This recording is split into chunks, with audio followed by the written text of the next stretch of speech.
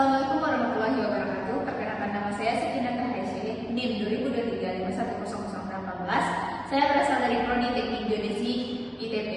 Baiklah, pada kesempatan ini saya akan mempresentasikan hasil tugas akhir saya dari metodologi penelitian yang diambil oleh Bapak Fajri MSI dengan judul analisis pengaruh perubahan garis pantai dan sedimentasi terhadap kondisi terumbu karang menggunakan sistem informasi geografis dan pengindaran jauh di perairan Hulu Subuh, Kabupaten Bintan.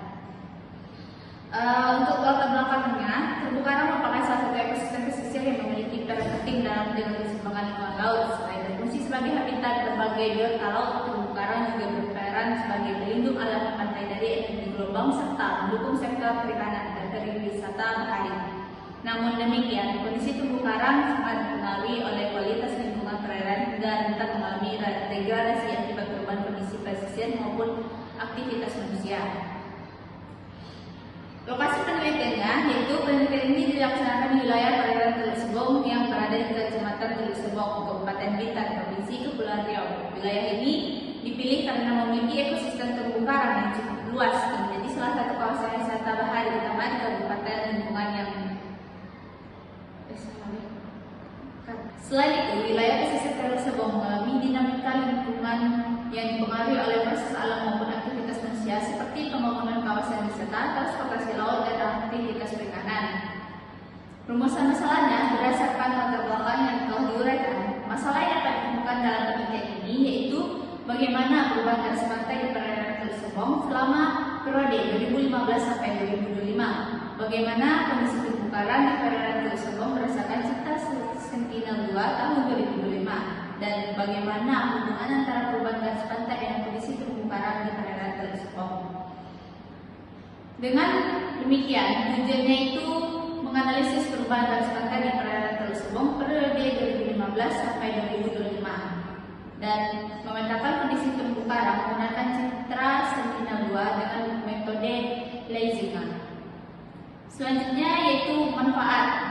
Di sini manfaat bagi akademis. Penelitian ini diharapkan dapat menambah referensi ilmiah dalam bidang teknik geodesi, khususnya terkait pemanfaatan sistem informasi geografis dan pengindaran jauh untuk analisis lingkungan pesisir. Yang kedua, bagi pemerintah yaitu sebagai bahan pertimbangan dalam pengelolaan wilayah pesisir dan konservasi lingkungan laut. Yang ketiga, bagi stasiun kelautan dan lingkungan hidup sebagai data pendukung dalam monitoring kondisi pesisir dan terumbu karang. Dan untuk manfaat bagi masyarakat yaitu memberikan informasi mengenai pentingnya menjaga ekosistem terumbu karang dan wilayah pesisir. Adapun batasan masalahnya yaitu yang pertama, lokasi penelitian berada di perairan Teluk Sebong, Kabupaten Bintan, Kepulauan Riau. Yang kedua, data citra yang digunakan merupakan citra lansir multitemporal tahun 2015 sampai 2025 dan Sentinel-2 tahun terbaru. Yang ketiga, analisis perubahan garis pantai dilakukan menggunakan metode Digital Satellite Analysis System atau DSAS. Yang keempat, sedimentasi dianalisis menggunakan parameter Total Suspended Solid atau TSS. Yang kelima, kondisi terumbu karang dianalisis berdasarkan tutupan karang hidup hasil interpretasi citra satelit. Yang keenam, analisis hubungan antar variabel dilakukan menggunakan korelasi dan regresi linear berganda. Yang ketujuh, penelitian tidak membahas aspek sosial, ekonomi maupun kebijakan pengolahan pesisir. Selanjutnya, landasan teori. Konsep SDG memiliki kemampuan dalam mengolah dan mengevaluasikan data spasial, menjadikannya sebagai salah satu teknologi utama dalam pengolahan wilayah pesisir. Melalui SDG, informasi hasil pengolahan citra satelit dapat disajikan dalam bentuk peta tematik yang mudah diinterpretasi kondisi lingkungan pesisir. Selanjutnya, citra Landsat.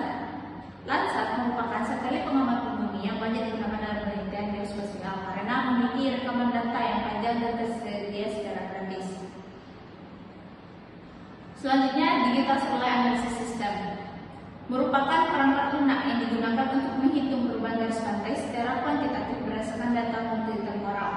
DSAS bekerja dengan membandingkan posisi garis pantai dari beberapa periode pengamatan sehingga dapat diketahui besarnya perubahan yang terjadi.